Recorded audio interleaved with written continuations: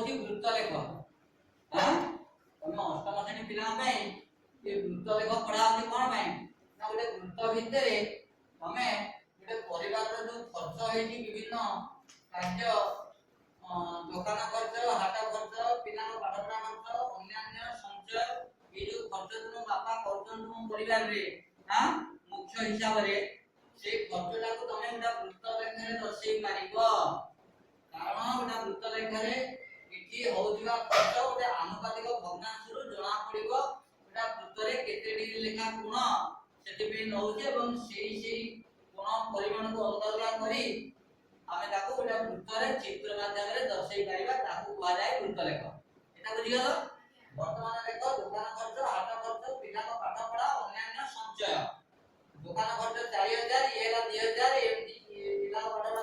5000 अन्य 3000 संचय 4000 तेरे मोड के खर्च होला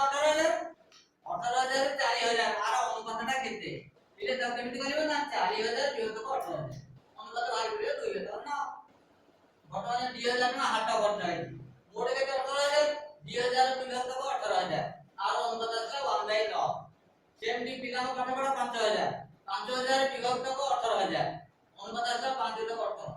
सेमटी अन्य खर्च 3000 3000 विभक्त को मोड माने 18000 एटा है 1/6 अनुपात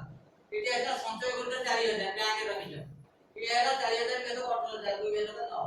इले से वृत्त लेखा निर्णय करियो वृत्त रो टोटल वृत्तीय कोण केते डिग्री को जाने कहि दियो 360 डिग्री यस 360 डिग्री 360 डिग्री को हमें ये अनुपात रे केते परिमाण आछे देखिबा ताले ये का 2 विभक्त 9 प्रथम दुकान खर्च 2 विभक्त 9 प्रथम 360 ताले केते आछला डिग्री कोण नबो ये कोण दुकान खर्च पे 80 डिग्री केते आला 80 डिग्री ताले 1 विभक्त 9 गुणन 360 केते डिग्री आछो 40 डिग्री बिना देखि कि आंसर दियो ये 5 विभक्त 9 360 केते डिग्री आछो 100 डिग्री 100 डिग्री 1 दशक 360 केते डिग्री 60 डिग्री ये 2 दशक 360 केते डिग्री 80 डिग्री सेटु ये डिग्री परिमाण तो हमें वृत्त भितरे 5 भागे करबा कारण एठी परिमाण केटा हला